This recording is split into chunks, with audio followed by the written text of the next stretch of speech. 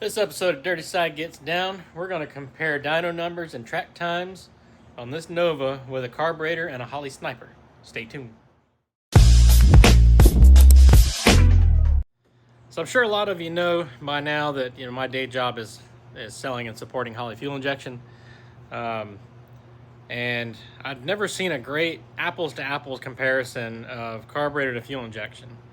Realistically, all things being equal, both systems tuned perfectly, I don't think there should really be a difference. Maybe just a slight edge out on the carburetor, just because of the venturi shape might atomize the fuel a little bit better. I kind of have my doubts there in this situation. But I feel like every time I've seen one of these, there was always something else changed in the process, and it just wasn't an apples to apples comparison. So that's what we're doing. If you remember from the last video with the Nova, we took it to the track and ran a 14.8 at I think it was 86 miles an hour. But we'll put a couple clips of that in, to start here.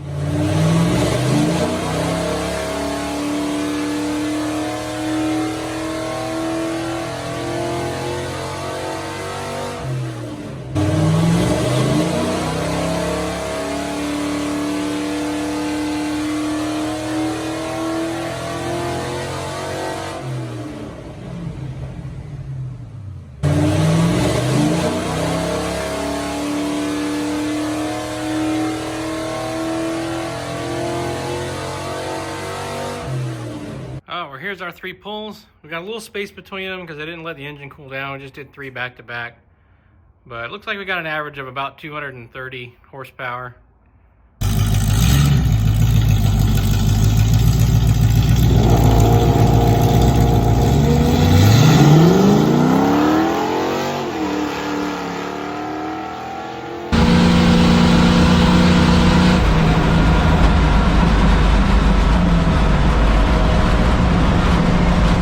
Now, if you want to see a sniper get installed, head on over to our EFI System Pro YouTube channel, and the installation will be over there. I'm going to skip that here, and we're going to get right to the good stuff. So the only thing that's changed here is we put the Holley 550-518 4150 650 horsepower sniper and the Hyperspark distributor. So that with the Hyperspark 2 smaller ignition box is how this is all running. It's using a Tanks Inc. factory replacement EFI tank with a 400 liter per hour pump, factory fuel level sender. I went with the 400 liters per hour because we're planning to add a turbo to this at some point. So I went ahead and just went for that to try and get this thing to about 600 horsepower is the goal. I have a feeling I'll end up having to change the injectors on this to get that with boost and probably 85, but we're all set up for now. So let's get on over to the dyno and then to the track. All right, so now that we got the sniper on and car's back on the dyno, we're gonna see what it makes here. So this first pull we're gonna do, it's just gonna be fresh out of the setup wizard, just the way it comes. And then we'll do some tuning from there and see what we get.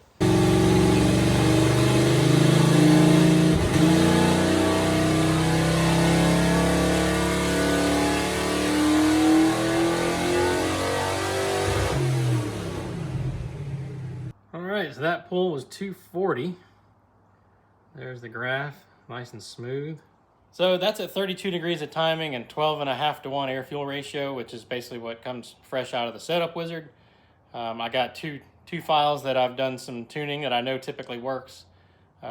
Leaned it out to 13 to 1. So we got 34 degrees of timing and another one with 36. So let's see what we get.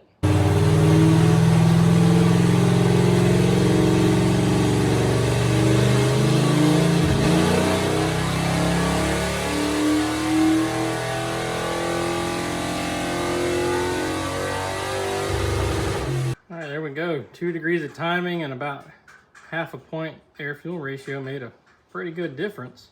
All right, so you can see we picked up a bunch at 4,000 RPM, a lot of torque and a lot of horsepower. And up top it falls off. The heads are just running out of steam, stock cam too. So let's throw 36 degrees at it and see what we get.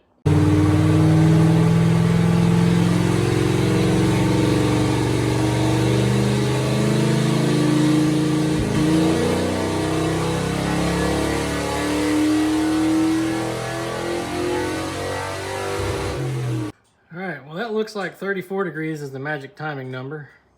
You can see we're kind of splitting the difference on the two. So we're definitely going to put that back to 34 degrees to run at the track. So I think now I'm going to drain the tank, put some E85 in it and see what we get. And depending on what we get out of that, when we go to the track, I'm definitely going to run it with just the out of the wizard tune, see what time we get. We'll put the 34 degree tune in there, see what we get. And if E85 makes more power on the dyno, then we'll put E85 in it at the track and see what that does. So we get this tank drained out and see what happens with the 85. All right, so we got the 87 octane drained out. Put some E85 in it, and then I got E85 tunes here. Basically just did a blanket 25% increase across everything, cranking fuel, fuel table, acceleration enrichment, all of that. Should be close enough for what we're doing here. You know, this car isn't street driven or anything like that. So we'll get this thing fired up. You can see, you know, how well my quick tuning does for that. Get it warmed up and we'll do a pull at 34 degrees, and then I got another tune for E85 on 36 degrees. It's definitely not going to want less timing than it did with 87 octane. It's just going to most likely want the same or a little bit more. So let's see what happens.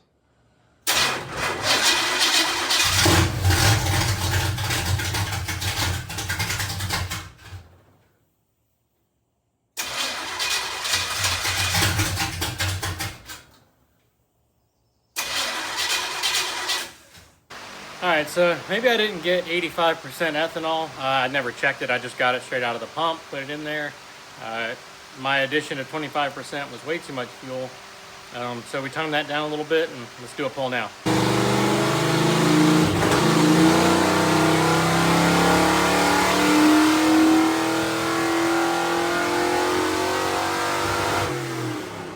All right, so we got 258 and 350. Take a look at the graph here.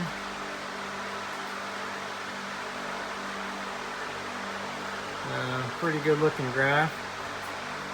It's going to take two hands. Let me pull up the old one at 34 degrees and see what we got. Alright, so this is the old run. 239 horsepower, 333 torque. The one above that is the 85. So we gained almost 20 horsepower and almost 20 pounds of torque. You can see we got it right in the middle there. So let's throw 36 degrees at it and see what we get. I bet we might pick up a little bit more here just because the 85 is going to want just a little bit more.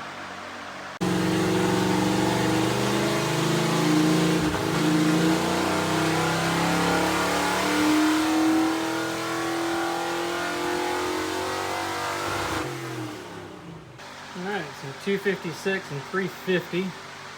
Let's pull up the graph here.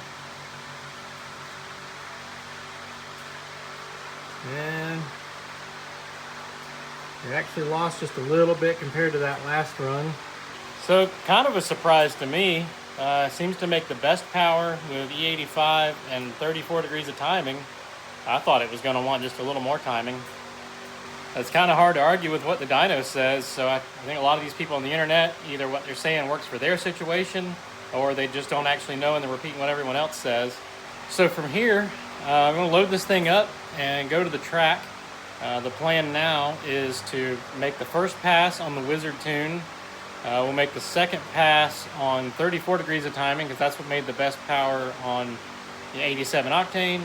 And then we'll make a third pass on E85 and 34 degrees of timing. That's what made the best power there. And we can just see what the time slips show. You know, every dyno reads a little bit different. Every car reacts a little different. So, you know, the only place that you can really get solid numbers is the track. And we're going to show you what that does here. Alrighty, just got here to OSW, got through tech and staging lanes, and I realized while editing the E85 portion of the dyno videos that I pulled up the wrong graph. Wait for that burnout. I pulled up the wrong graph to compare the E85 times to. So E85 didn't make any more power, so I'm not going to bother running that today. It kind of sat around. I checked the content, it was 70%. But I'm guessing maybe it had soaked up a bunch of water or something. Either that or this engine just doesn't care. about the E85. Could be super low compression, doesn't make any power. But anyway, we're about to make our first run, and we'll use the out of the Wizard tune and see what kind of time we get compared to the carburetor.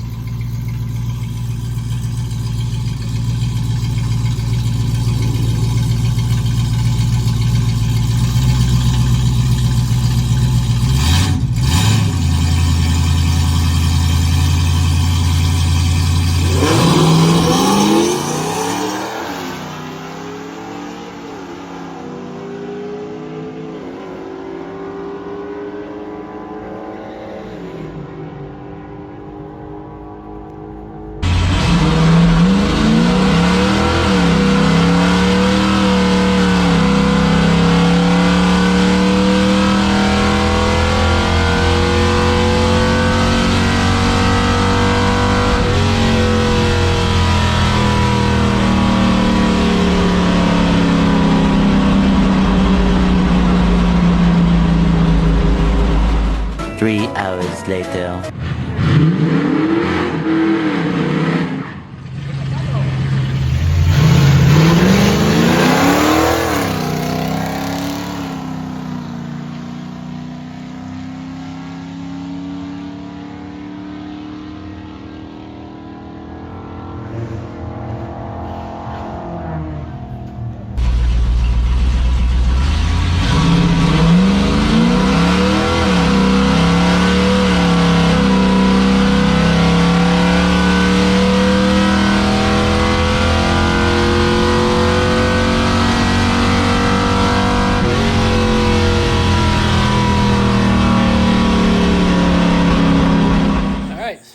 Back at the track here in the shop. I was going to wrap this video up at the track, but it's just so noisy there and it was so hot.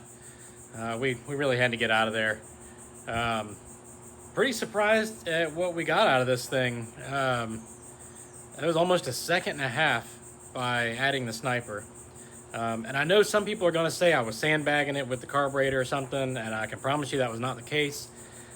That engine was in my truck that hauls this to the track for about 12 years with that exact carburetor, that exact distributor, and I did not touch a thing.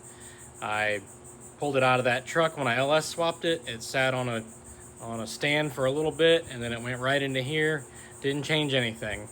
One thing I will say, at one point halfway through the time of having that engine in there, I threw a wideband on it just out of curiosity, and it was running like high 10s at wide open throttle.